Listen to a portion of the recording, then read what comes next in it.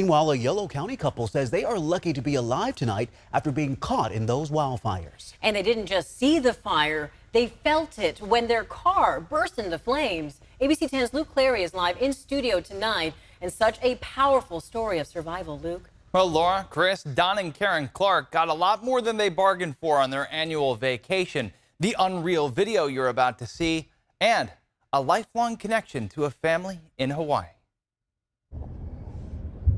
With flames growing around them, These buildings explode with that. white knuckles on the wheel for two tourists in Lahaina, Don and Karen Clark. We've been going there for our honeymoon on. Now safely home in Clarksburg, they won't forget the wildfire they say almost took their lives. It looked like a black tornado at times. It was just, I've never seen anything like it. It was incredible. Midday, and it felt like it was midnight. Yeah. In a parking lot where smoke blacked out the sun, hot embers whipped around their car. Karen sent a text back home to their kids. I just said, you guys, I'm sorry, but I gotta say this. I love you very much, and always know that God has a plan, because He does. That's when things went from bad to worse. These embers coming through at 60 miles an hour must have embedded in the plastic. So it just, pretty soon we had flames 2 feet over the top of It just happened so fast. Yeah. Well, there's our car. Their car burst into flames, and at that moment, This is Jason up here. This is Anella. the Cabanillas, a Hawaiian family, gave them refuge in their car. What did they say to you when you got in? Super calm. And They said, I think the first thing they said to me was, when did you know your car was on fire? The Cabanillas were searching for their adult son, Ian.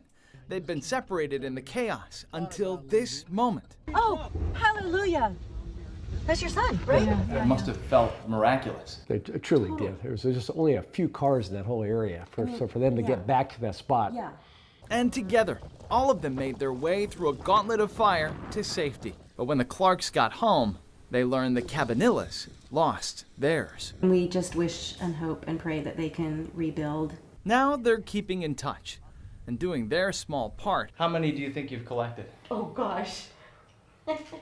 Including the ones inside, probably at least 100, 150 pairs. Collecting donations to send to other families in need on the island.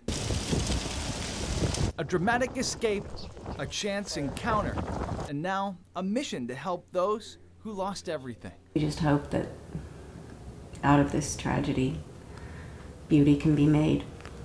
But it's really heartbreaking. You may be asking, why the flip-flop donations? Well, the Clarks tell me that one of their contacts in Hawaii told them that it's an immediate need, and there's a lack of supply of shoes and footwear on the island right now. And it really just goes to show how logistics will play an important part of the recovery and relief efforts in Hawaii. So happy to see that they're doing okay. I can't imagine what they felt when that car went up in flames. Yeah, the video is just unreal, isn't it? And we have to keep in mind that the recovery effort is just getting started. And if you would like to help, all you got to do is scan the QR code that we have right here at the bottom of our screen with your phone's camera for more information.